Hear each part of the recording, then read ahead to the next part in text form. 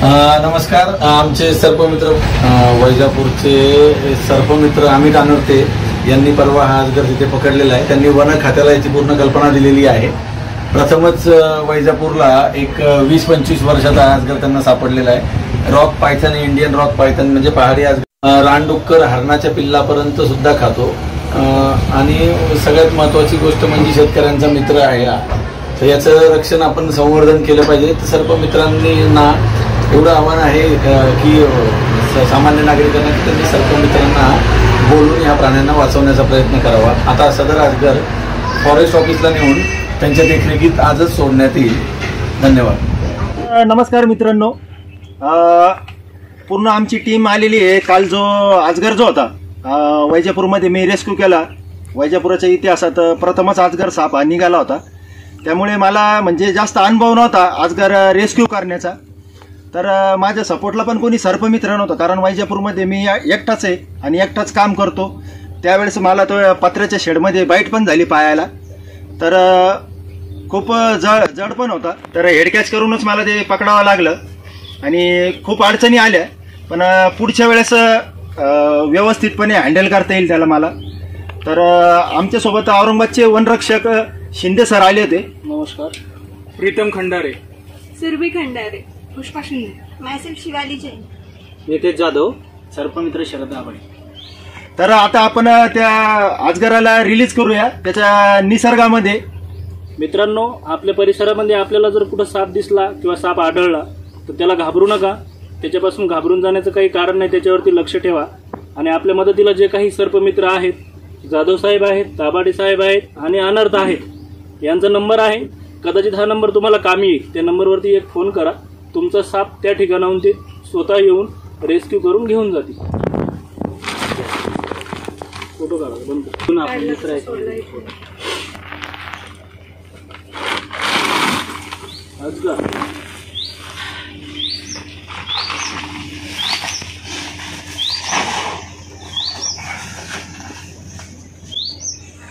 किती वेळ किती वेळ? 7 किलो आहे. सायंटिफिक नेम याचं पायथन मॉल्युरस. आणि पूर्ण डिटेल माहितीचा व्हिडिओ आहे, तो बघा तुम्ही. भरपूर माहिती मी त्याच्यात सांगितलेली आहे. आपला जो शिकार असतो त्याला पीळ मारून पूर्ण गुदमरून तो मारून टाकतो. तोंडापासून सुरुवात करतो गिळायला, डोक्यापासून. आणि भरपूर लोकांचा गैरसमज आहे का माणसाला गिळतो म्हणून मोठा अजगर. तर माणसाला गिळू नाही शकत, माणसाला खाऊ नाही शकत.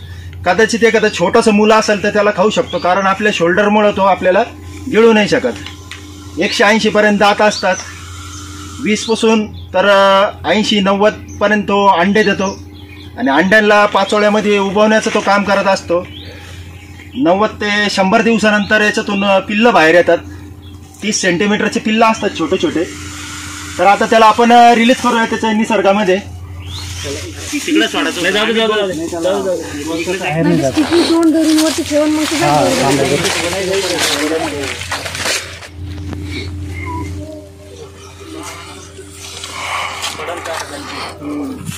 तिकडून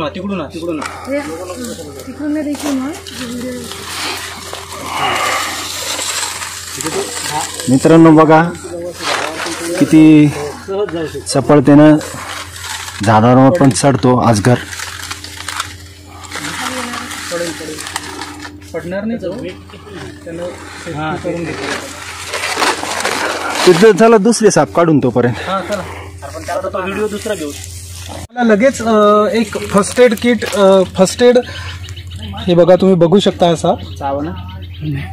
तर तुम्हाला एक हा साप तुमच्या घराच्या आजूबाजूला जरी दिसला तर तुम्हाला लगेच सरांना फोन करायचा आहे आणि सर येऊन तो डेफिनेटली रेस्क्यू करेल. आणि घाबरायचं नाही, फक्त वॉच ठेवायची सापावर.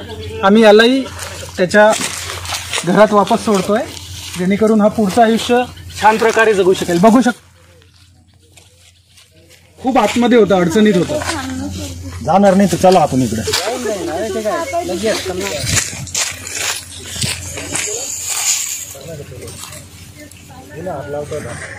सगळे साप आत्ताच रिलीज केले त्यांच्या निसर्गामध्ये.